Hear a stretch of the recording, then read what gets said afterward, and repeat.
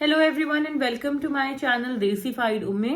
अभी दोबारा से काफ़ी गैप के बाद वीडियो अपलोड कर रही हूँ। रमज़ान की वजह से मसरूफियत ज़्यादा होती है और तो इस वजह से वीडियोस डेली अपलोड नहीं हो पा रही। लेकिन ये कि आज जो बात मैंने आपसे करनी है वो बहुत ही इंपॉर्टेंट है। पीएसडब्ल्यू से रिलेटेड आज मैंने आपसे बात करनी है।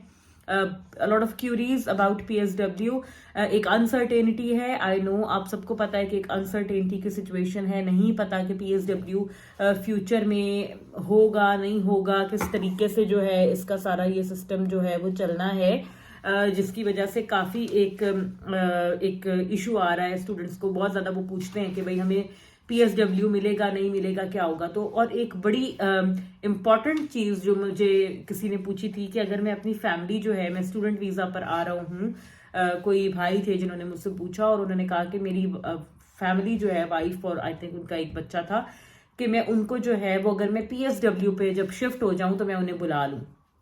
तो ये मुझे बहुत ही एसेंशियल बात लगी, क्योंकि ये बात मैंने अभी तक और किसी को भी करते हुए नहीं देखा। तो देखें, PSW है पोस्ट स्टडी वर्क वीजा, ठीक है। It's kind of connected with your study visa, ठीक है। स्टडी वीजा की बेस के ऊपर ही आपको PSW मिलता है। अगर आपके साथ में डिपेंडेंट्स हैं तो और आप चाहते हो कि आपने मतलब PSW में शिफ्ट करना है, तो आपको अपने डिपेंडेंट्स जो हैं उनको ड्यूरिंग स्टडी वीजा यूके बुलवाना पड़ेगा। सिर्फ वही डिपेंडेंट्स जो आपके स्टडी वीजा के टाइम पर आपके साथ यूके आते हैं, सिर्फ उन्हीं को ही PSW मिलता है।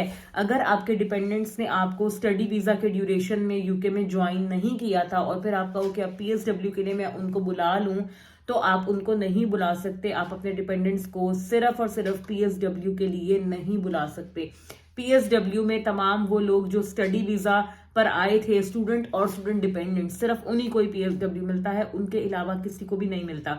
तो इसलिए अगर आपके डिपेंडेंट्स हैं और आपके जहन में ये बात है कि मैं एक दफ़ा स्टडी कंप्लीट कर लूं और उसके बाद जब मैं PSW पे शिफ्ट होऊंगा तो मैं अपनी फैमिली को बुला लूंगा या बुला लूंगी, तो आप ऐसा नहीं कर सकते।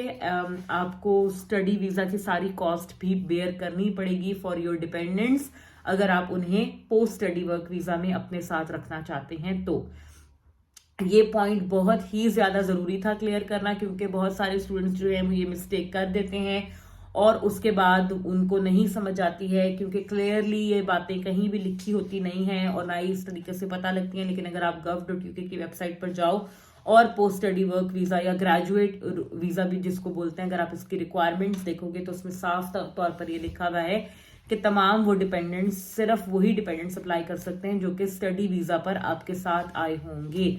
ठीक हो गया जी। Post study work visa. फिर एक और क्वेश्चन मुझे ये आता है कि जी अगर स्टूडेंट की खुदा न खास्ता डिग्री में कुछ ऊंच नीच हो जाए, मतलब कोई कोर्स फेल हो गया या टाइम पर कंप्लीट नहीं की, एक्सटेंशन हो गई और मतलब मसला हो, तो क्या सिर्फ डिपेंडेंट्स को मिल जाएगा? ऐसा भी नहीं है। सिर्फ डिपेंडेंट्स PSW नहीं ले सकते PSW का वीज़ा, स्टूडेंट का लेना ज़रूरी है। स्टूडेंट को मिलेगा तो ही डिपेंडेंट्स को मिलेगा, अदरवाइज नहीं मिलेगा।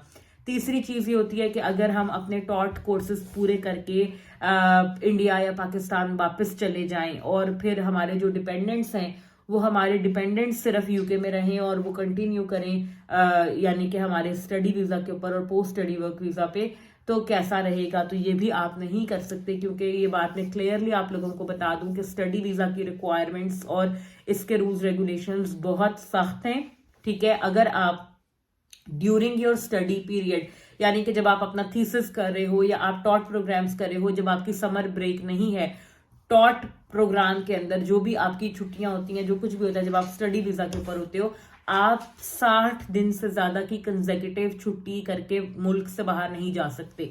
यानी कि एक दफ़ा जब आप यूके आ जाते हो और अगर आपने वापस इंडिया ट्रेवल करना है या वापस आपने पाकिस्तान जाना है, तो आपने मेक श्योर करना है कि आपकी छुट्टी जो है वो 60 दिन के अंदर अंदर हो।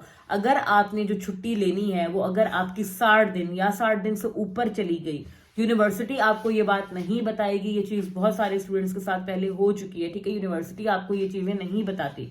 आपके साथ ये होगा कि अगर आपकी छुट्टी 60 दिन या 60 दिन से ऊपर की होगी, आपको जाहिर है एक लीव फॉर्म होता है, वो आपको फिल करना पड़ता है। आप उसमें बताते हो कि मेरी छुट्टी 60 दिन से ऊपर की है। जब आप उसको टिक करके भेजते हो तो ऑटोमेटिकली यूनिवर्सिटी के जो सिस्टम में जब वो फॉर्म साइन होता है, अप्रूव होता है, 60 दिन से ऊपर जिनकी छुट्टी होती है उनकी ऑटोमेटिक यूनिवर्सिटी की जो वीजा टीम है, जो कैश टीम होती है, कंप्लायंस टीम, वो होम ऑफिस को ईमेल कर देती है कि ये स्टूडेंट जो है इसका स्टूडेंट स्टेटस चेंज हो गया है, ये हमारा एक रेगुलर रजिस्टर्ड स्टूडेंट नहीं रहा, इसलिए इसका वीजा कर्टेल कर लें।